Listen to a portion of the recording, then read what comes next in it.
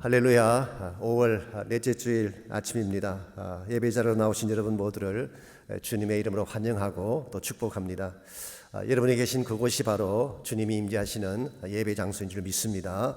오늘 또 여러분이 하나님 임재 앞에 전심을 다해 예배하시기를 바랍니다. 이 시간 다 함께 기도하심으로 2020년 5월 24일 주일 예배를 하나님께 드리시겠습니다.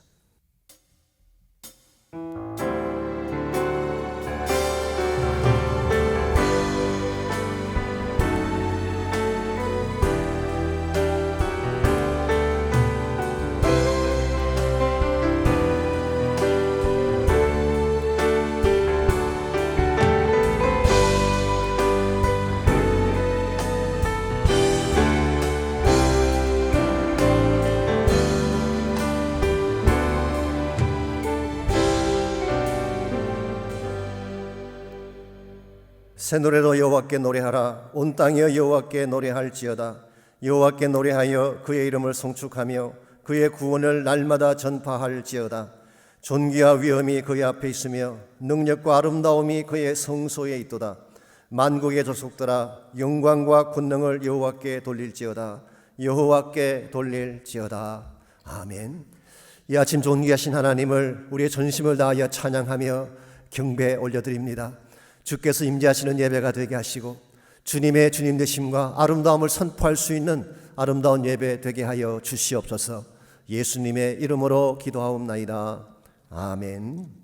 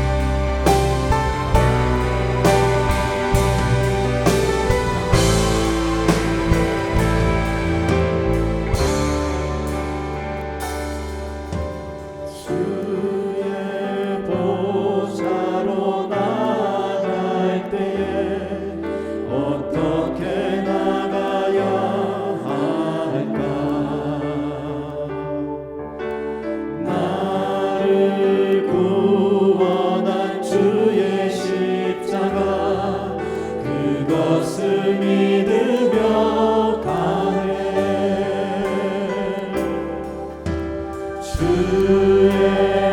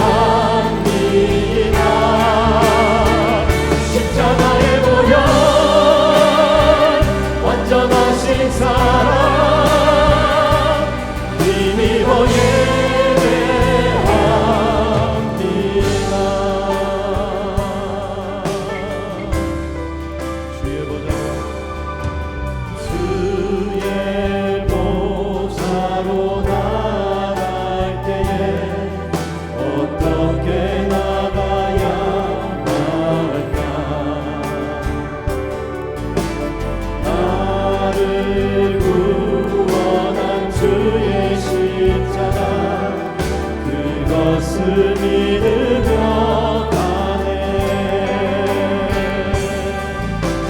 주의 보좌로 나아갈 때에 나 여전히 부족하다.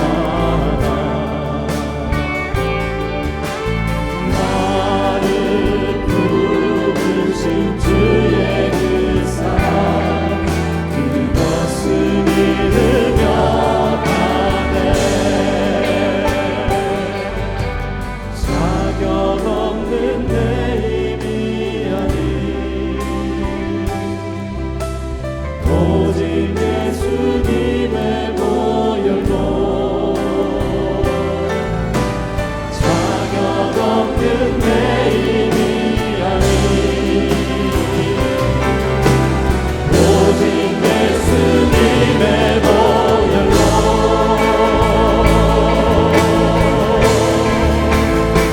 십자가의 보혈, 완전하신 사랑, 힘입어 나아갑니다.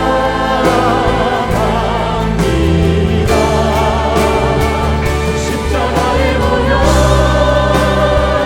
완전하신 사랑, 힘입어 예배합니다.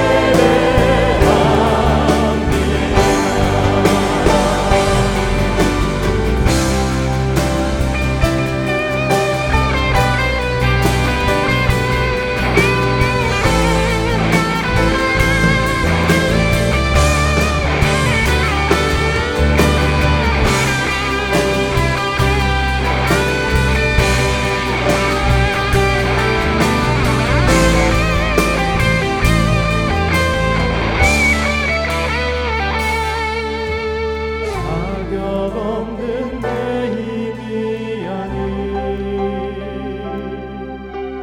오직 예수님의 보혈로,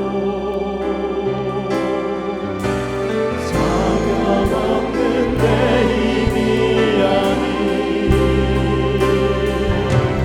오직 예수님의 보혈로,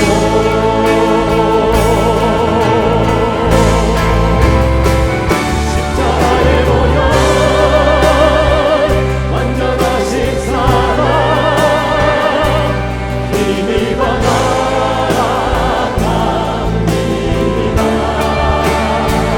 십자가의 보혈, 완전하신 사랑, 힘입어 예배합니다. 십자가의 보혈, 완전하신 사랑, 힘입어 나아갑니다. 십자가의 보혈, 완전하신 사랑, 힘입어 예배합니다.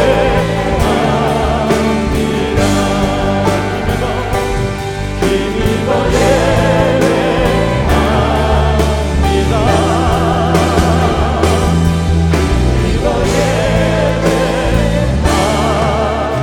힘입어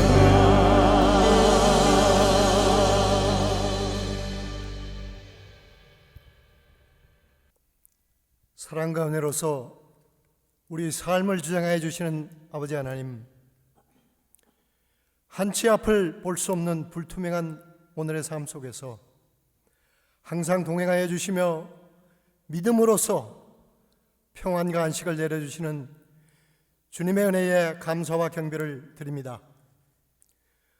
오늘 주님의 날을 맞아 진리와 생명의 말씀으로 주님의 사랑과 평안을 얻고자 아버지 앞으로 나아서옵나이다.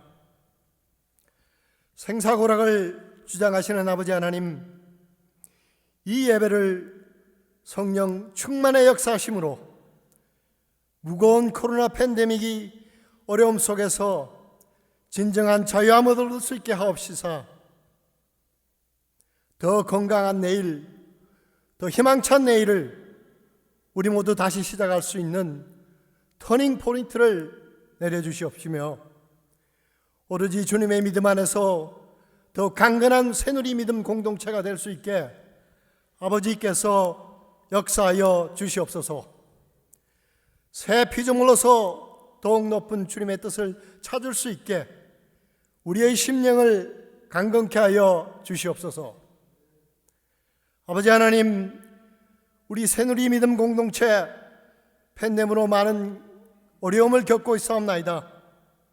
도와주시옵소서. 그리고 채워주시옵소서. 육신의 질병이 영적 질병이 되지 않게 우리 새누리교회 믿음 공동체를 지켜주시옵소서. 하루빨리 찬양과 기도와 말씀의 축제가 다시 이 교회를 가득 채울 수 있게 하시고 함께 영광 찬양의 예배를 드릴 수 있게 아버지께서 길을 열어주시옵소서. 주님의 교회를 말씀과 기도로 지키시는 박상근 담임 목사님, 새누리교회 모든 성도님, 목사님과 함께 한 마음으로 기도하고 있사옵나이다. 아버지와 박 목사님과 가정의 경육간의 강건함을 지켜주시옵소서. 특별히 코로나 질병과 투병 중에 있는 주님의 자녀들, 그리고 일선에서 그들을 돌보는 많은 의료진 모든 분들을 아버지께서 함께하여 주시옵시며 믿음으로 어려움을 이길 수 낼 수 있도록 역사하여 주시옵소서. 어려운 우리 이웃을 돌아볼 수 있는 주님의 사랑이 넘치게 하옵시고 연로하신 성도님들의 건강을 주님께 간구드리며 더 밝고 희망찬 새 주일의 아침을 우리에게 준비해 주실 예수님 이름 받들어 간절히 기도하옵나이다.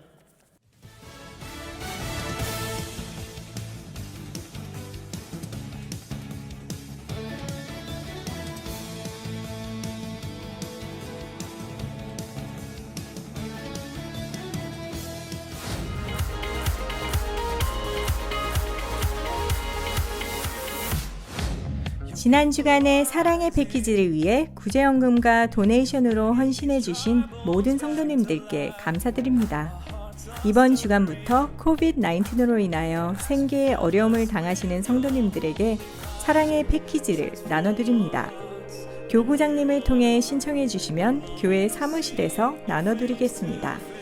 또한 사랑의 패키지를 위한 구제연금이나 생필품 도네이션은 계속 받고 있습니다.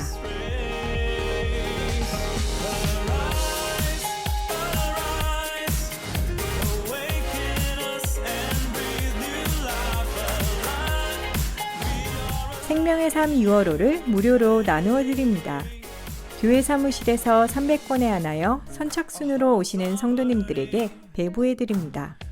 생명의 삶을 통해서 하나님을 개인적으로 만나고 말씀의 묵상과 적용함으로 삶의 변화와 성숙의 기쁨을 경험하시기 바랍니다.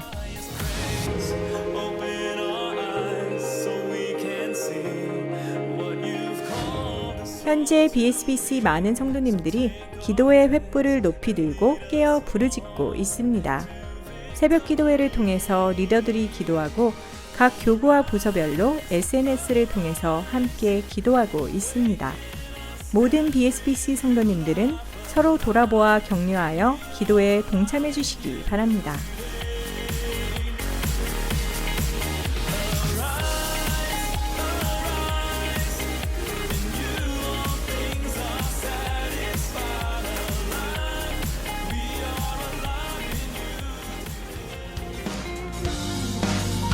주의 음성을 내가 들으니 사랑한단 말일세. 믿는 마음으로 주께 가오니 나를 영접하소서. 주여 넓으신 은혜 베푸사 나를 받아주시고 나의 품은 뜻 주의 뜻같이 되게 하여 주소서. 주님 안에서 행복한 한 주 보내시길 바랍니다. 귀한 예배 함께 하신 여러분 모두를 다시 한번 주님의 이름으로 환영합니다. 저는 한 주간도 주 안에서 승리하신 줄 믿습니다. 코로나 사태가 조금 풀린다고 하는 그런 소식이 있습니다. 그리고 곧 예배도 다시 시작되지 않을까 그런 전망도 하고 있습니다만은 아직은 변수가 많습니다. 여러분께서 힘드시지만 계속 기도해 주시고 코로나 사태가 완전히 멈출 수 있도록 계속 중보해 주시기를 바랍니다. 지난 주간 사랑의 패키지를 위해 저희들이 광고를 드렸는데 많은 분들이 호응해 주셨습니다. 헌금해 주신 분들도 있고 물품 가져오신 분들도 있고 어떤 양물이는 양물이 전체가 또 헌금을 해서 이렇게 귀하게 섬겨주신 케이스도 있습니다. 이제 저희들이 패키지를 다 만들어서 나눠드리기를 원하는데 그냥 무작위로 할 수는 없습니다. 그래서 교구별로 우리 교구장님을 통해서 신청을 해주시면 그분들에게 저희들이 사무실을 통해서 드리도록 그렇게 하겠고, 혹시 교구장님에게 추천받을 수 없는 케이스 있는 분들이 계신다면 우리 사역자님들께 말씀해 주시면 여러분을 추천해 드릴 수가 있습니다. 그래서 우리 교회 전체가 작은 것이지만 서로 나눔으로 힘을 얻고 또 위로받는 그런 기회가 됐으면 좋겠습니다. 이 시간 한번 바칠 헌금을 위해서 함께 기도하겠습니다. 하나님 감사합니다. 어려움에도 불구하고 저희들을 지켜주시고 코로나가 우리를 공격하지만 코로나보다 훨씬 더 크고 위대하신 하나님의 능력을 붙잡게 하신 것 감사합니다. 만일 하나님이 우리를 위하시면 누가 우리를 대적하리요? 이 고백과 선포가 우리 모두의 선포가 되게 하여 주셔서 어떤 어려움과 문제가 공격해 올지라도 믿음 가운데 견고하게 서서 주님의 백성답게 하나님의 아름다움을 선포할 수 있는 저희 모두 되게 하여 주옵소서. 사랑하시는 하나님, 어려움에도 불구하고 주님께 드릴 것이 있게 하신 것을 감사합니다. 이 시간에 믿음으로 올려드리는 11조 헌물을 축복하시고 감사의 제목들과 선교와 구제를 위해 드려진 모든 헌물을 축복해 주셔서 하나님 영광 위에 바르게 쓰임받도록 은혜를 부어 주시옵소서. 우리의 모든 것 대신 살아계신 예수님의 이름으로 기도하옵나이다. 아멘.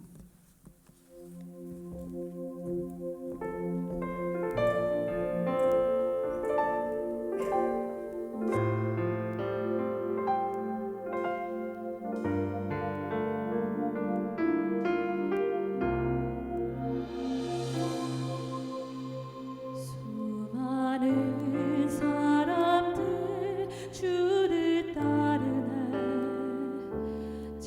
자신의 연약함 가지고 수많은 눈물의 시간 속에서 믿음으로 주를 보내. 수많은 사람들 주를 따르네. 자신의 연약함 가지고 수많은 눈물의 시간 속에서 믿음으로 주를 보내. 주의 영원한 사랑으로 주의 말씀을 이루시네. 삶의 모든 문제들 나를 힘겹게 해도 포기하지 않는 오늘을 살아내리라. 소망이 보이지 않는 내 삶 속에 주님만 소망 되어 주의 뜻 이루시리라.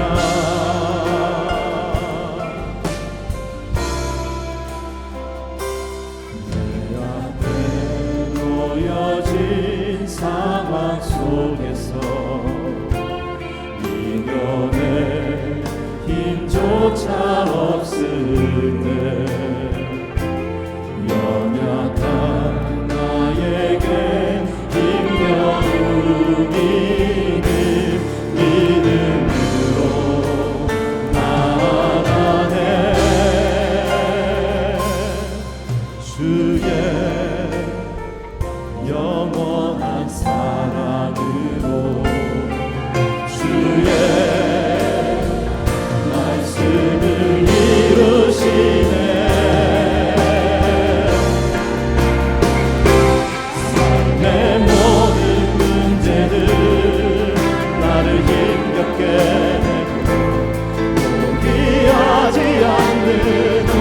오늘을 살아내리라. 소망이 보이지 않는 내 삶 속에 주님만 소망되어 주의 뜻 이루시리라. 삶의 모든 문제들 나를 힘겹게 해도 포기하지 않는 오늘을 살아내리라. 소망이 보이지 않는 내 삶 속에 주님만 소망되어 주의 뜻 이루시리라.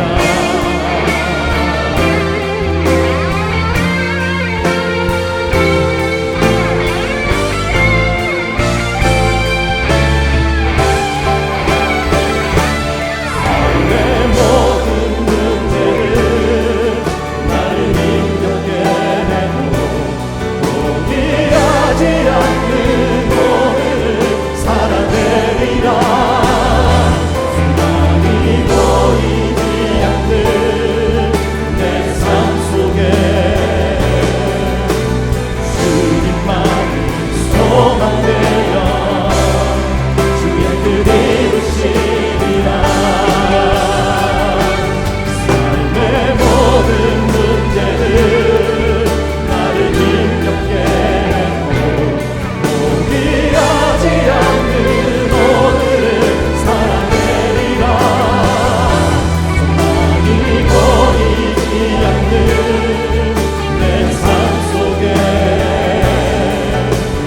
주님만이 소망되어 주의 뜻 이루시리라.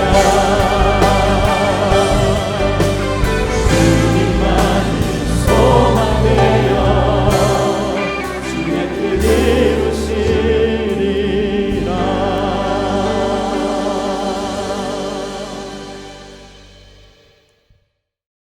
거룩한 왕따가 되라. 고린도후서 4장 1절로 6절까지 말씀입니다. 그러므로 우리가 이 직분을 받아 궁휼하심을 입은 대로 낙심하지 아니하고 이에 숨은 부끄러움의 일을 버리고 속임으로 행하지 아니하며 하나님의 말씀을 혼잡하게 하지 아니하고 오직 진리를 나타내므로 하나님 앞에서 각 사람의 양심에 대하여 스스로 추천하노라. 만일 우리의 복음이 가리었으면 망하는 자들에게 가리어진 것이라. 그 중에 이 세상의 신이 믿지 아니하는 자들의 마음을 혼미하게 하여 그리스도의 영광의 복음의 광채가 비치지 못하게 함이니 그리스도는 하나님의 형상이니라. 우리는 우리를 전파하는 것이 아니라 오직 그리스도 예수의 주되신 것과 또 예수를 위하여 우리가 너희의 종된 것을 전파함이라. 어두운 데에 빛이 비치라 말씀하셨던 그 하나님께서 예수 그리스도의 얼굴에 있는 하나님의 영광을 아는 빛을 우리 마음에 비추셨느니라. 아멘. 한국 사람이 잘 쓰는 말 중에 왕따라고 하는 말이 있습니다. 학교나 직장 생활에서 왕따 당했다 그런 표현을 하지 않습니까? 원래는 언어로 사용된 것이 요즘은 정식으로 우리 한국 국어사전에 올라간 그런 단어가 되었습니다. 왕따라고 하는 말은 왕따 돌림의 준말입니다. 심하게 우리가 따돌린다, 극심하게 따돌린다 그런 뜻이죠. 원래 이 단어는 일본에서 유래된 것이라고 합니다. 일본은 집단의식이 강한 나라인데요. 그러다 보니까 집단에 대해서 반하는 생각을 갖든지 행동을 하게 되면 대놓고 따돌리는 것입니다. 이것을 일본말로 이지메라고 이렇게 표현하는데요. 직역하면 집단 따돌림이다 그런 뜻입니다.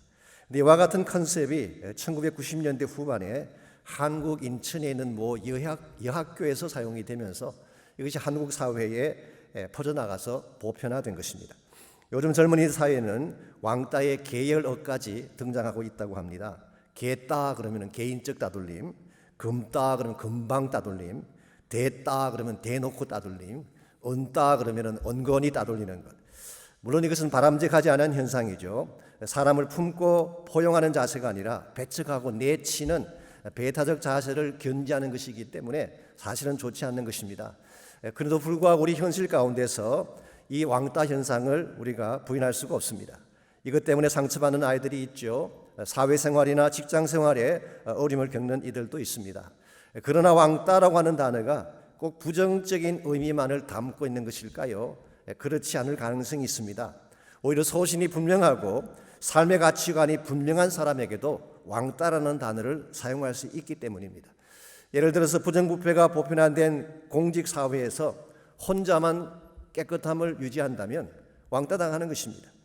군대 생활할 때 다 요령을 피우고 적당하게 하는데 본인만 원리 원칙대로 하게 되면 왕따당하는 것이죠. 요즘은 그렇지 않은지 모르지만 제 강국에서 직장 생활할 때만 하더라도 일과 후에 회식 자리가 많았습니다. 밥만 먹는 것이 아니라 일반적으로 술잔을 돌리며 마시는 그런 자리이죠. 만약 그때 혼자서만 사이다나 콜라를 마시고 있으면 왕따 당하는 것입니다. 이런 경우 왕따의 의미는 주어진 관행을 거부하는 자다, 혹은 영어로 표현하면 non-conformist.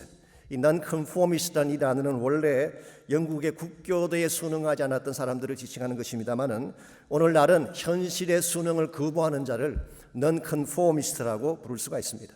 한 가지 흥미로운 사실이 있습니다. 위대한 인물 가운데에 어릴 때 왕따를 당한 사람이 많다는 사실. 아인슈타인도 어릴 때는 왕따를 당했습니다. 자기 친구들과 잘 어울리지 못했어요. 토마스 에디슨도 왕따를 당한 사람으로 알려져 있습니다. 특별한 행동을 많이 했고 자기 친구들과 같이 시간을 보내지 않았기 때문에. 여러분이 잘 아시는 영화감독 스티븐 스필버그도 어릴 때 왕따였다고 합니다. 성격이 소심하고 학교도 잘 가지 아니하고 늘 사진기를 가지고 다니면서 사진만 찍으며 놀았기 때문에 사실은 자기 친구들과 어울리지 못했어요. 더구나 학교를 가면 더러운 유대인이라고 놀렸기 때문에 학교 가지 않고 집에서 보내는 시간이 더 많았습니다. 그럼에도 불구하고 그의 어머니가 가정에서 유대인 특유의 교육을 잘 시키고 이 아들이 가진 장래의 가능성을 잘 목격하고 살려주었기 때문에 오늘날 유대인의 역사와 정신을 대변하는 위대한 감독이 된 것 아닙니까? 이렇게 생각해 보면 왕따라고 하는 것이 꼭 나쁜 것은 아닙니다. 성경 말씀에 의하면 초기 교회 성도들은 그 시대에 왕따였다고 묘사하고 있습니다. 당시 세상 사람들의 관행을 따라 살지 않았기 때문입니다. 그 당시 로마 문화가 얼마나 타락했습니까? 헬라 문화가 얼마나 잘못된 가치관을 가지고 있었습니까? 그런데 초대교회 제자들은 이와 같은 세상을 따라 살지 아니하고 예수님께서 가신 좁은 길을 선택했기 때문에 왕따로 살 수밖에 없었던 것입니다. 오늘 여러분과 저의 삶도 마찬가지라고 생각합니다. 우리가 정말 예수를 따르는 자가 되면 왕따가 될 수 있는 것입니다. 아니 더 정확하게 표현하면 여러분이 정말 그리스도인답게 살기를 소원하신다면 왕따 당할 각오를 하고 살아야 되는 것입니다. 우리는 원천적으로 세상과 짝하여 동화되어 살 수 없는 존재이기 때문에 그래서 로마서 12장 2절에 보게 되면 사도 바울이 그런 고민을 했죠. 너는 이 세대를 본받지 말아라. 오직 마음을 새롭게 함으로 변화를 받아라. 영어 성경 보게 되면 Do not be conformed to this world. 이 세상과 짝하지 말아라. 그게 not conformed. 여기서 유래된 단어가 non-conformist. 세상과 동화하지 말아라. 세상을 거부하며 살아라. 이것이 크리스찬 삶의 본질이라고 설명을 했습니다. 이런 측면에서 우리 왕따라고 하는 것을 나쁜 의미로만 이해하기보다는 참으로 예수를 따르는 사람을 묘사하는 단어로 생각할 수가 있습니다. 그래서 어떤 분은 왕따를 왕 같은 예수를 따르는 사람들, 왕따 아닙니까? 왕 같은 예수를 따르는 사람들. 여러분과 저는 이런 측면에서 왕따인 줄 믿습니다. 그것도 그냥 왕따가 아니라 거룩한 왕따입니다. 우리가 왕따 당함을 두려워하지 아니하고 예수님의 제자답게 바르게 살 때에 악한 세상 가운데서 우리 역할을 바르게 감당할 수가 있는 것입니다. 여러분 세상 속에 순응하며 사는 자들인지 아니면 왕따로 불릴지라도 하나님의 거룩한 가치를 위해 살아가는 사람들인지 이 사실을 잘 점검하고 힘들지만 우리 모두가 예수 그리스도를 위한 왕따가 되는 삶을 선택할 때 하나님이 기뻐하시고 하나님이 원하시는 열매를 맺을 수가 있습니다. 우리가 어떻게 할 때에 참 주님을 따르는 왕따로 살아갈 수 있을지 오늘 주신 본문의 말씀을 통해서 함께 그것을 정리해 보려고 합니다. 오늘 같이 그 본문에 보시면 혼미한 세상 속에서 우리가 해야 될 역할에 대한 말씀이 기록되어 있습니다. 사실상 이 말씀을 기록할 당시 사도 바울은 유대인들에게 왕따당한 상황이었습니다. 왜 왕따를 당했을까요? 그가 맡은 직분 때문이었습니다. 1절 말씀 보시면 그 사실을 이렇게 소개합니다. 그러므로 우리가 직분을 받아 긍휼하심을 입은 대로 낙심하지 아니한다 그랬어요. 여기서 바울이 말하는 이 직분이 무엇을 말하는 것일까요? 그것은 바로 앞장인 3장에서 계속 설명해온 새 언약의 직분을 말하는 것입니다. 여기서 직분은 타이틀을 말하는 것이 아닙니다. 이것은 디아코니아, 미니스트리, 사역을 의미하는 것입니다. 3장에 보게 되면 바울은 새 언약의 사역을 살리는 사역이라 그래서 6절에 보면 살리는 사역, 8절에서는 영적인 사역이다 그렇게 표현을 했고 9절에서는 의의 사역, 예수 그리스도를 통해 주어질 의를 나누는 사역, 그리고 11절에서는 길이 있을 사역으로 표현했습니다. 즉 예수님의 복음을 통해서 이 땅에 새 시대를 가져오는 사역이 바로 오늘 바울이 말하는 새 언약의 직분인 것입니다. 자, 이와 같은 새 언약의 직분이 바울에게는 소중한 것이고 크리스찬에게는 소중한 것이지만 유대인의 입장에서 생각하면 어떻게 보아야 될까요? 그들은 옛 언약을 주장하는 사람들이었는데요. 만일 유대인의 입장에서 새 언약의 일꾼들을 보게 된다면 이들이야말로 이단하여 반항아가 아닐 수 없습니다. 지금까지 그들이 주도해왔던 모든 전통에 대한 반기를 들고 기존 질서에 대해서 도전을 하고 있기 때문에 이런 측면에서 사도 바울은 복음을 전한다는 이 한 가지 이유 때문에 유대 사회에서 배척을 당했어요. 환영받지 못했고 따돌림을 당했습니다. 미말의 처한 자처럼 멸시를 당하고 감옥에 투옥되기도 하고 자기 동족인 유대인에게 40에 하나 감한매를 5번이나 맞았다고 기록하고 있습니다. 왕따를 당해도 이런 왕따는 없습니다. 매미 지금 편지를 쓰고 있는 이 시각에도 고린도 교회 안에는 바울을 왕따시키기 위한 사악한 일들이 진행되고 있었습니다. 이와 같은 상황에도 불구하고 바울은 기죽지 아니하고 새 언약의 사명을 잘 감당해 갔습니다. 이유가 뭘까요? 5절 말씀 보십시오. 바울이 아무리 많은 사람들이 자기를 박대하고 왕따를 시켜도 포기하지 않고 하나님의 사명을 감당했던 근본 이유를 5절은 이렇게 소개하고 있습니다. 우리는 우리를 전파하는 것이 아니라 오직 그리스도 예수의 주 되신 것과 또 예수를 위하여 우리가 너희의 종된 것을 전파하기 때문이다. 여기 보게 되면 사도 바울은 자기 자신을 전파하는 것이 자기 사명이 아니라고 말했어요. 자기 자신을 높이고 프로모션하고 만일 바울의 마음속에 자신을 높이는 것이 모든 사역과 삶의 목적이었다고 한다면 당연히 세상과 타협을 해야죠. 사람들의 구미에 맞는 행동을 해야 될 것입니다. 그래야 세상에 박수도 보내주고 또 출세도 할 수 있지 않겠습니까? 근데 사도 바울의 관심사는 그게 아니었어요. 세상에 박수 받는 것이 아니라 예수 그리스도의 주 되심을 전파함으로 말미암아 하나님에게 인정받는 것이 사도 바울의 사명이었기 때문에 바울은 누가 뭐라고 할지라도 본인을 억셉트하든 배척하든 왕따를 시키든 어떤 불이익을 주든 상관하지 아니하고 그에게 주어진 새 언약의 사명을 감당해 나간 것입니다. 오늘 여러분과 저에게도 이와 같은 의식이 필요하다고 생각합니다.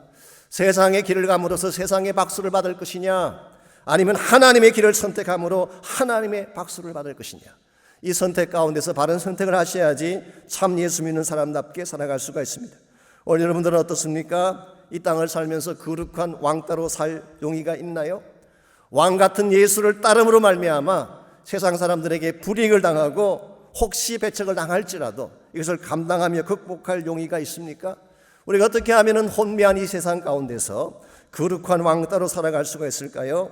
오늘 같이 읽은 본문에 보시면은 이 험악하고 악한 세대 가운데서 새 언약의 일꾼답게 살 수 있는 몇 가지 비결이 오늘 본문에 소개되고 있습니다.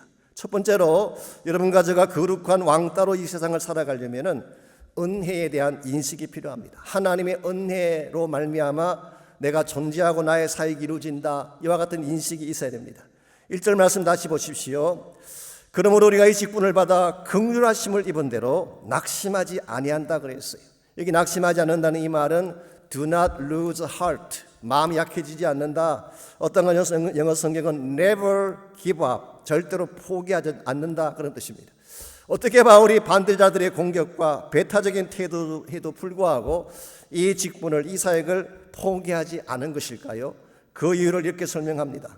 이 직분을 받아 긍휼하심을 입었기 때문이다. 이걸 좀 더 풀어 설명하면 이런 뜻입니다. 이 직분은 내가 잘나서 획득한 것이 아니라 하나님의 긍휼을 통해 나에게 주어진 직분이다. It's not something that I earned. 내가 노력해서 earn한 것이 아니라 but it's given to me. 나에게 주어진 것이다. 무엇을 통해서? Through the mercy of God. 하나님의 자비하심을 통해서, 하나님의 긍휼을 통해서. 여기서 바울은 자기 직분의 출발점을 분명히 확인하고 있습니다. 내가 잘나서 시작하게 된 사역이 아니라 하나님의 자비하심 때문에, 하나님의 긍휼하심 때문에 나는 이 사역을 시작했다. 만약 하나님의 긍휼이 없었더라면, 하나님의 은혜가 아니었더라면 맡을 수도 없고 감당할 수도 없는 것이 이 복음 전거의 사명인 것을 밝히고 있습니다.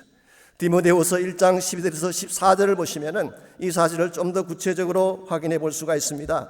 디모데전서 1장 12절입니다. 나를 능하게 하신 그리스도 예수 우리 주께 내가 감사함은 나를 충성되이 여겨 내게 직분을 맡기십니다. 바울이 능력이 많아서 직분 맡은 게 아닙니다. 바울이 충성을 했기 때문에 직분 맡은 것이 아니라 하나님이 능하게 하시고 하나님이 충성되이 여기셔서 맡겨주신 직분이에요. 13절 내가 전에는 비방자요 박해자요 폭행자였으나 도리어 긍휼을 입은 것은 내가 믿지 아니할 때에 알지 못하고 행했기 때문이다. 여기서 긍휼을 입었다는 사실을 밝히고 있습니다. 바울은 자신을 잘 알았어요. 나는 비방자였고 박해자였고 폭력을 행해서 수많은 사람들을 파괴시켰던 악한 자이다. 15절에 보게 되면 나는 죄인 중에 괴수라고 고백했어요. 가장 악질적인 죄인인 나였는데 이와 같은 내가 어떻게 거룩한 복음 사명을 감당할 수가 있었을까? 그 이유는 딱 한마디로 긍휼을 입은 탓이다. Through the mercy of God. 하나님의 자비하심 때문이다. 14절은 그것을 주의 은혜라고 그렇게 표현하기도 했습니다. 아시겠지만 긍휼과 은혜는 동전의 양면과 같은 것이죠. 긍휼이라고 하는 것은 우리가 마땅히 받아야 할 것을 받지 않는 경우에 긍휼이라고 말합니다. mercy. 예컨대 하나님의 진노를 받아야 되는데 받지 않는 경우, 심판을 받아 마땅한데 받지 않는 것이 긍휼이죠. 은혜는 반대입니다. 받을 자격이 되지 않는데 받은 것이 은혜예요. 하나님의 사랑, 용서, 구원 우리 모두가 자격이 되지 않지 않습니까? We're not deserving. 근데 받은 것입니다. 이것을 은혜라고 말하는 것입니다. 사도 바울은 긍휼과 은혜 이 모든 것은 하나님이 우리에게 베푸신 것인데요. 이것 때문에 내가 사역자가 되었고 복음의 전거자가 되었다. 이와 같은 인식이 분명했기 때문에 바울은 무수학은 자랑이 없었어요. 마땅히 해야 될 일을 한 것이기 때문에 어떠한 고난을 당해도 원망이 없었습니다.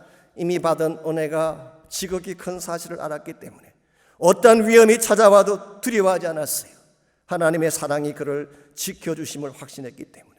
여러분 그제가 이 사실을 기억해야 됩니다. 우리가 하나님의 사랑을 확신하고요 은혜를 확신하게 되면 강한 자가 될 수가 있어요. 웬만한 일에는 무너지지 않는 것입니다. 하나님의 은혜가 나의 마음을 붙잡고 있기 때문에. 생각해 보세요. 천지 만물을 창조하신 그 하나님이 나를 붙잡고 계시는데 무엇이 나를 무너뜨릴 수가 있겠어요? 바울이 고백했잖아요. 만약 하나님이 우리를 위하시면 누가 우리를 대적하겠느냐? 그 하나님이 여러분 편이에요. 그 하나님이 여러분을 사랑하시는 것입니다.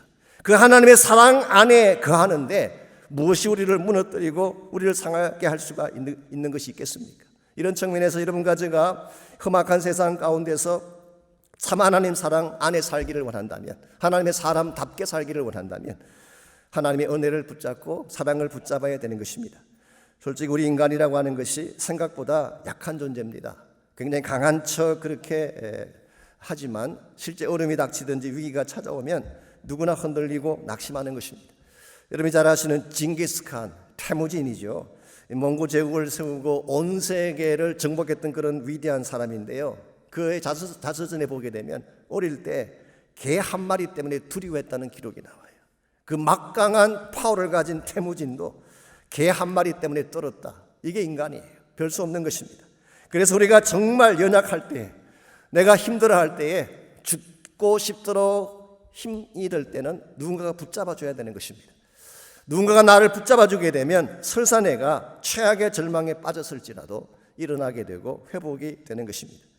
그저께 신문에 보니까 70대 한국분 한 분이 이민 구치소에 구감되어 있다가 자살하셨다는 보도를 제가 보았어요. 참으로 안타까운 일이 아닐 수가 없습니다. 그분이 고혈압, 당뇨, 심장질환 같은 기저질환을 앓고 있던 분이었기 때문에 감옥 안에 계속 있으면은 코로나19의 전염 위험이 크지 않습니까? 그래서 보석 신청을 한 것입니다. 그랬는데 기각을 당했어요. 공공보건 전문가들이 압도적으로 이 사람은 풀어줘야 한다고 했음에도 불구하고 기각이 된 것입니다. I don't know. 이유가 뭔지는 모르겠어. 왜 그렇게 기각시켰는지. 아마 이와 같은 상황 앞에서 이분이 굉장히 당황했을 수 있습니다. maybe 자신의 신세를 비관했을 수도 있겠죠. maybe 어차피 끝난 인생이라고 생각했을 가능성이 있습니다. 이와 같은 최악의 절망의 케이스에 있더라도 누군가가 곁에 가서 그를 사랑해주고 하나님의 은혜를 가르쳐 주었더라면 maybe 달라질 수도 있었을 것입니다. 우리 여러분 가정의 삶에도 이런 면에서 내가 어려울 때에 내 곁에 서서 나를 도와주시고 나를 사랑하고 은혜로 붙들 분이 필요해요. 그분이 누구일까요? 예수 그리스도 한 분밖에 없습니다. 세상은 우리를 도와줄 수가 없어요. 여러분이 세상과 짝하게 되면 세상이 나를 도와줄 줄 아지만 그렇지 않습니다. 세상은 절대 우리를 도와줄 수가 없습니다. 여러분을 정말 도와주시고 여러분이 어려울 때 붙들 수 있는 유일한 분은 여러분을 위해 죽으시고 부활하신 예수님 한 분밖에 없어요. 그러므로 여러분과 제가 주님의 은혜를 붙잡을 때에 낙심하지 않고 이 땅 가운데서 참 예수의 사람으로 살 수 있는 것입니다. 두 번째로 이 험악한 세상 속에서 거룩한 왕따로 왕 대신 예수를 따르는 사람으로 살아가려면 두 번째로 변화의 열매가 필요합니다. 세상과는 다른 것을 보여줄 가시적인 열매가 있어야지, 그래야지 여러분이 이 땅 가운데서 왕따로 당당하게 살 수가 있는 것입니다. 2절 말씀 보시면은 우리가 버려야 할 것 세 가지가 나오고 우리가 반드시 행해야 될 것, 밝혀 보여주어야 될 것 한 가지가 나옵니다. 즉 세상 사람들이 지향하는 삶의 특징과 예수님을 따르는 사람이 가진 삶의 특징을 대비한 것입니다. 먼저 버려야 될 목록을 보시면은 2절 이에 숨은 부끄러움의 일을 버리고, 첫 번째로 버려야 될 것이 숨은 부끄러움의 일이라고 했습니다. Hidden things of shame. 이 킹제임스 버전에 그렇게 번역했습니다. 숨겨놓고 하는 부끄러운 일을 말하는 것이죠. 우리 인간이 하는 대부분의 일들은 뒤에서 합니다. 이 죄를 지을 때 보면 숨은 곳에서 하지 앞에서 하는 경우는 거의 없어요. 부정한 돈을 줄 때 어떻게 줍니까? 탁자 밑으로 주잖아요. 보지 못하게. 정치가들이 야합을 할 때 공개적으로 하는 경우는 없어요. 다 물밑 작업을 통해 하는 것입니다. 요즘 인터넷 상에서 벌어지는 대부분의 악한 일들은 다 익명으로 하는 것입니다. 이것이 오늘 이 세상의 관행인지 모르겠어요. 그런데 혹시 여러분과 제 삶에는 이와 같은 관행이 전혀 없을까요? Maybe not. 있을 수도 있습니다. 오래전에 나온 예화 중 이런 예화가 있잖아요. 영국에서 어떤 젊은이가 장난 삼아서 영국의 저명한 정치가들 또 사업하는 분들 25명을 선정을 해서 전보를 보냈습니다. 딱 한 센텐스예요. 당신의 모든 것이 탄로 났다. 그랬더니 그 다음날 25명 전원이 해외로 다 도주했다고 하는 그런 이야기가 있습니다. 우리 인간 별 수 없는 거예요. 우리 모두는 다 어두운 가운데 있게 되면 죄를 짓게 되어 있는 것입니다.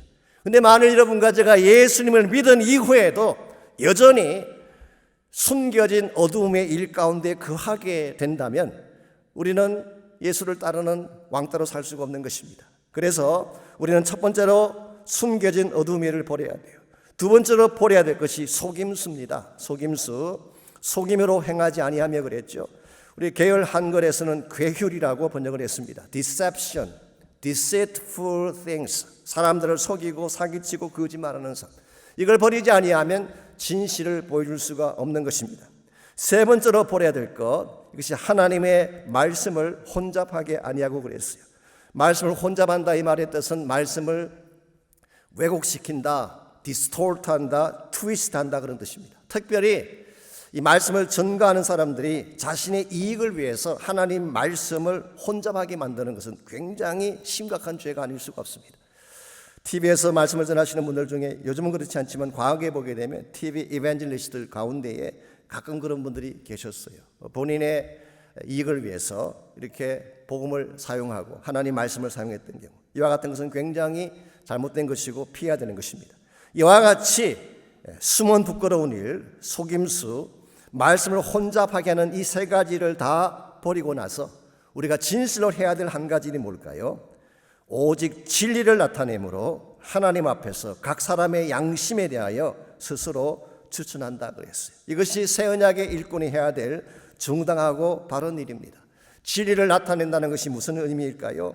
영어 성경 보시면 훨씬 더 이해가 쉽습니다. By manifestation of the truth. 진리를 드러낸다.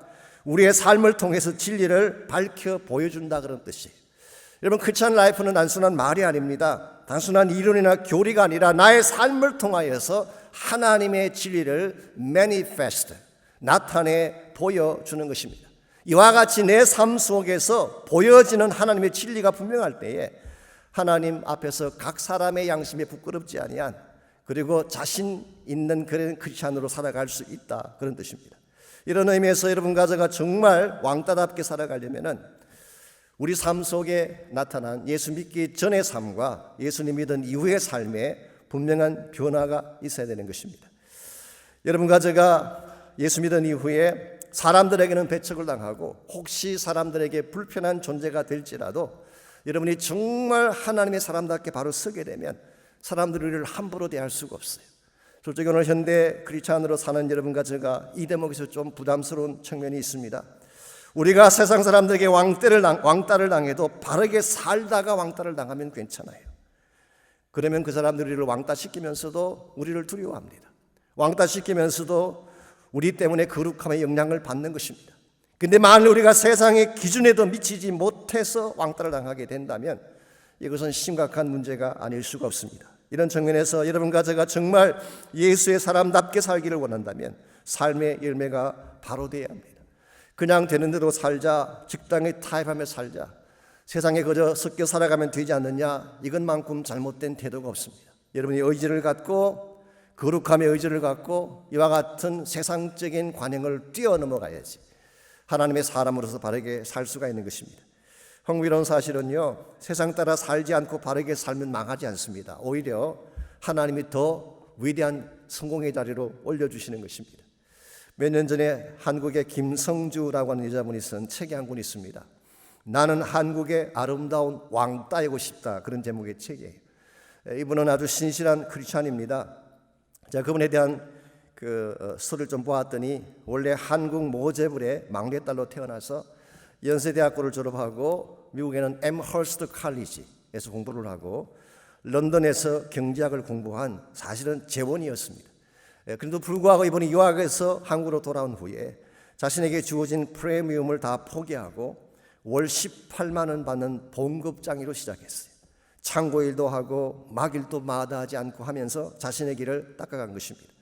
나중에 이분이 사업을 시작했는데요, 뒷돈 접대가 만연한 한국 사회의 관행을 깨뜨리고 이중장부 서지 않고 정직하게 승부를 했습니다.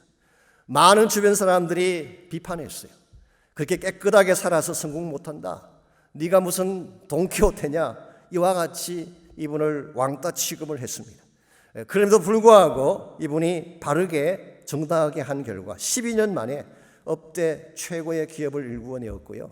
1997년도에는 세계 경제 포럼이 선정한 4세대 지도자 100인에 선정되기도 하고 세계 여성 지도자 총회에서 아시안을 대표해서 기조 연설을 하기까지 했습니다.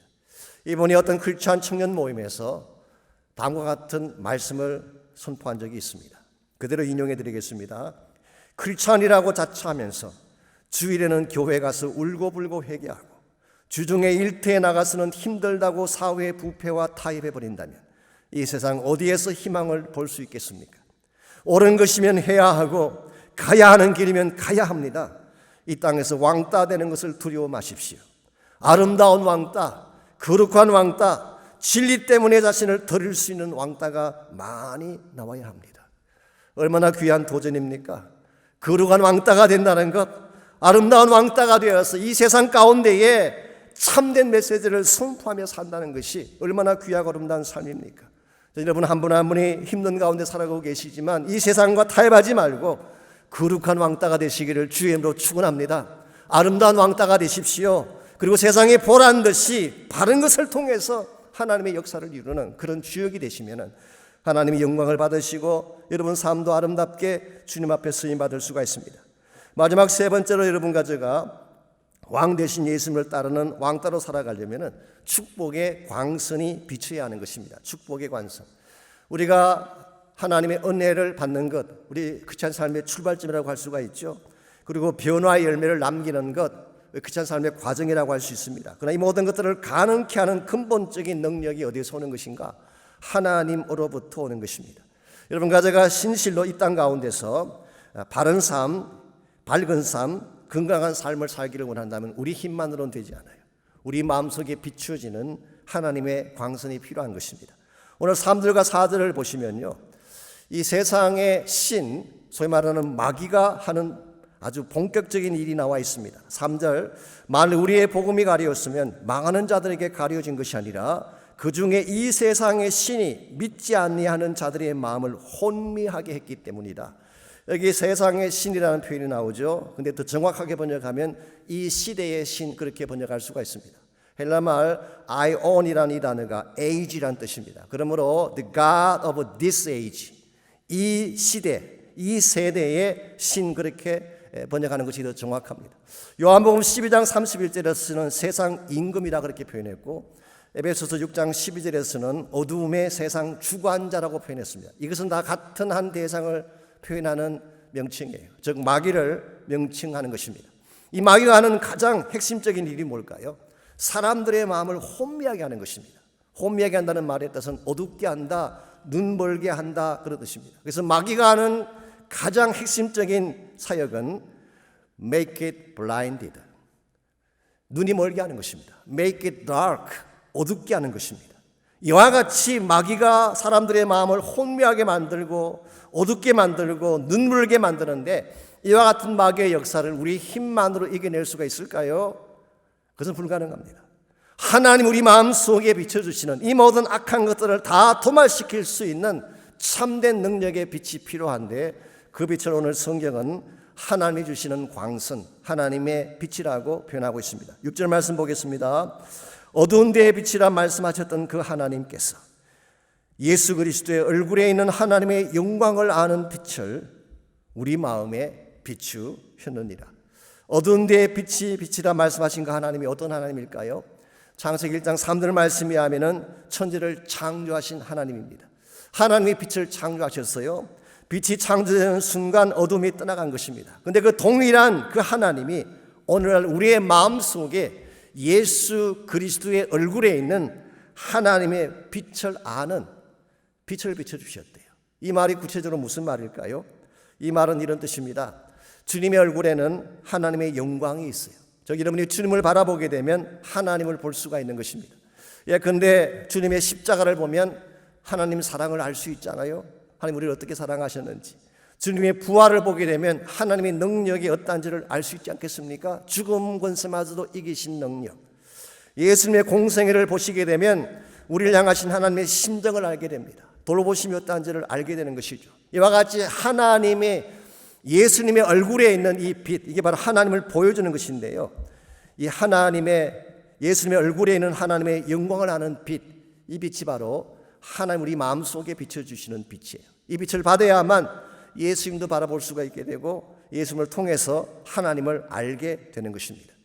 마치 창조 당시 때에 이 어둠 가운데 하나님의 빛을 비춰주심으로 모든 어둠을 쫓아내신 것처럼 오늘 여러분과 제 마음속에 이 하나님의 빛이 비춰줘야지 마음의 어둠이 떠나가고 참된 치유와 회복이 일어나게 되는 것입니다. 그러므로 오늘 여러분이 정말 이 땅을 살면서 어둡게 살지 않고 밝고 빛나게 살기를 원한다면 하나님 빛을 받아야 돼요. 이 빛에는 생명이 있습니다. 그리고 이 빛이 비추는 곳마다 생명의 역사가 일어나는 것입니다. 이 빛에는 권세가 있습니다. 그러므로 이 빛이 비추는 곳마다 어둠의 권세가 떠나가는 것입니다.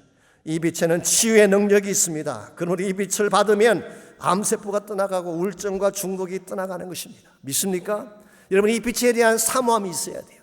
이 빛을 간구해야 됩니다. 하나님 나의 심령 가운데 이 빛을 비춰주십시오. 세상의 어둠 가운데 그냥 거할 수 없습니다. 진리의 빛, 생명의 빛, 하나님만이 보여줄 수 있는 참된 계시의 빛을 나의 마음속에 비춰주십시오.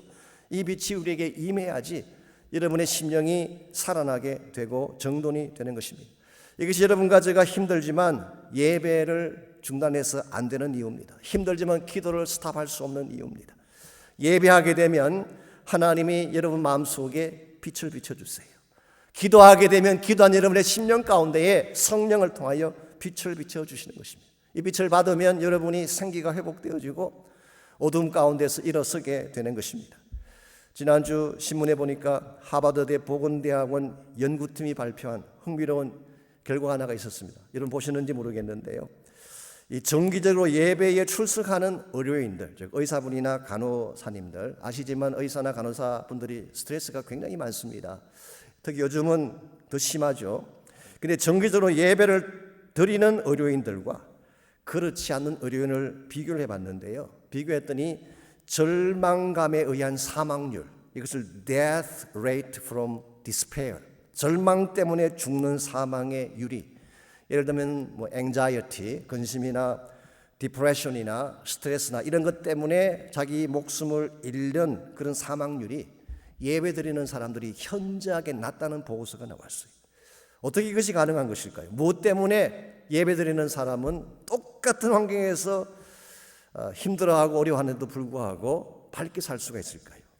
찬양하면 하나님의 빛이 그 마음을 비추기 때문입니다.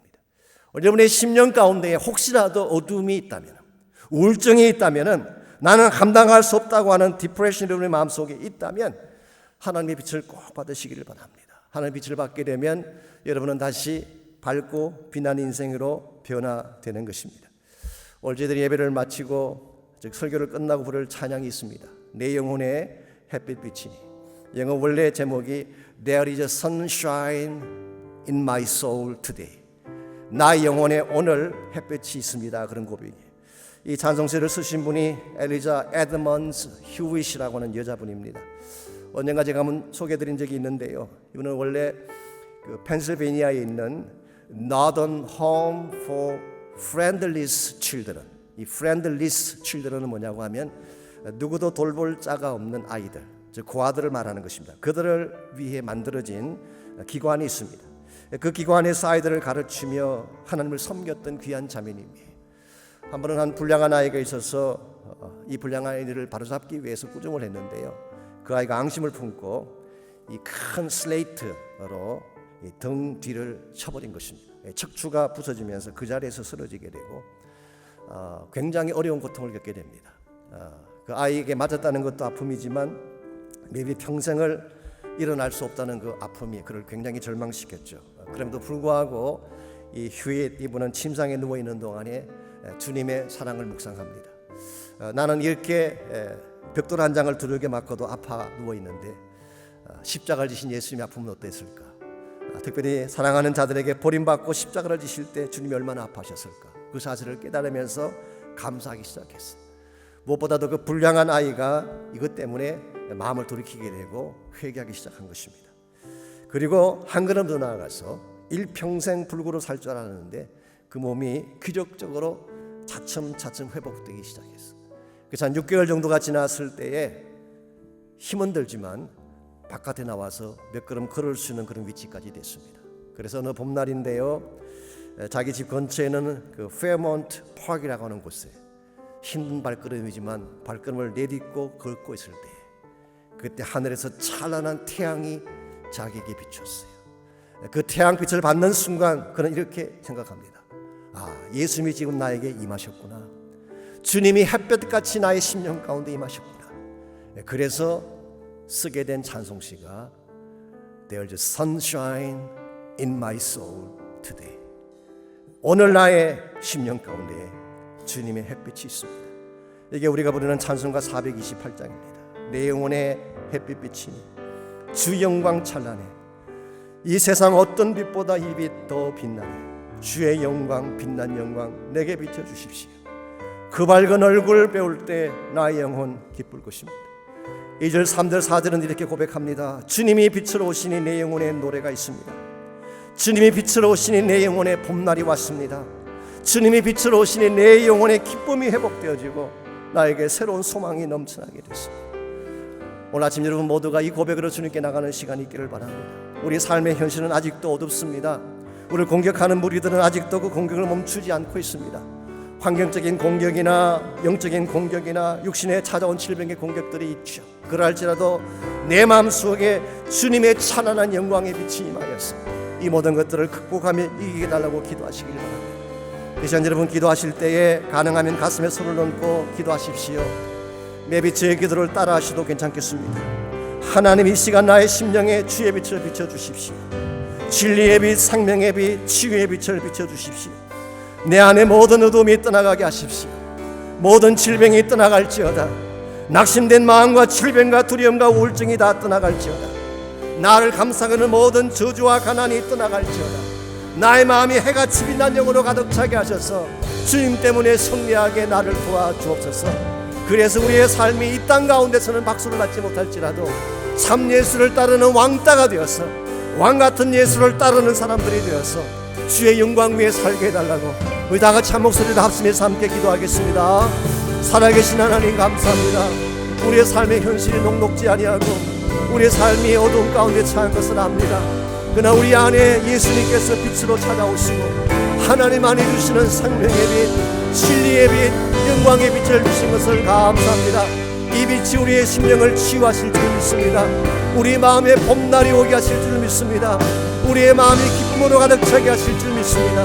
사랑하는 주의 백성들, 그들의 처한 위치가 어디든지 어떤 환경 가운데 계시든지 이 주님의 빛을 사모하게 하시고 오늘 아침 예배하는 중에 이 빛이 그들 가운데 임하게 하여 주옵소서.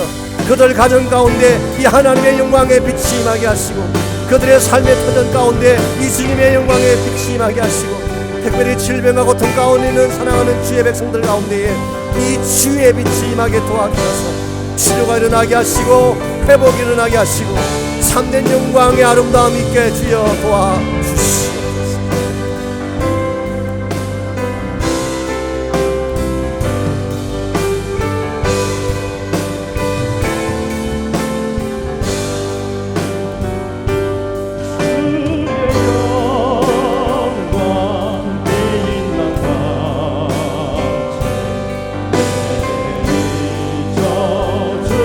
주시옵소서.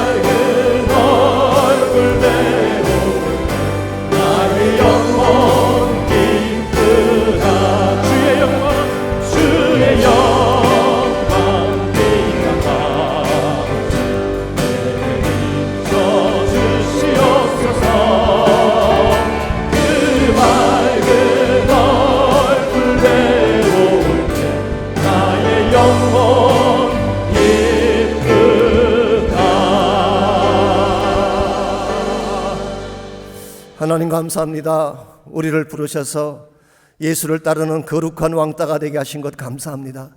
세상은 혼미하고 어지러지고 분별하지 못한 가운데에 죄악과 멸망을 향해 달려가고 있지만 하나님의 빛이 우리 심령 속에 비치게 하셔서 생명 얻게 하시고 천국 소망하게 하시고 마음의 모든 어둠의 권세를 다 쫓아내고 참 예수의 사람답게 살게 하시는 것을 감사합니다. 이 시간 예배드리는 모든 사랑하는 주의 백성의 심령 가운데 이 빛이 임하여 주셔서 심령이 밝아지게 하시고 가정이 밝아지게 하시고 자녀들의 미래가 밝은 미래가 되게 하시고 삶의 모든 터전이 아름다운 터전으로 변화되게 하여 주시옵소서. 이제는 우리 구주 예수 그리스도의 은혜와 하나님 아버지의 무한하신 사랑과 성령님의 충만한 임재하심이 이 아침 주님 앞에 전심을 다해 예배한 사랑하는 모든 주의 백성 한 분 한 분에게 그들의 가정과 삶의 터전과 자녀들과 자손들 위해 이제로부터 항상 함께하여 주시기를 우리 주님 예수님의 이름으로 간절히 축원하옵나이다. 아멘.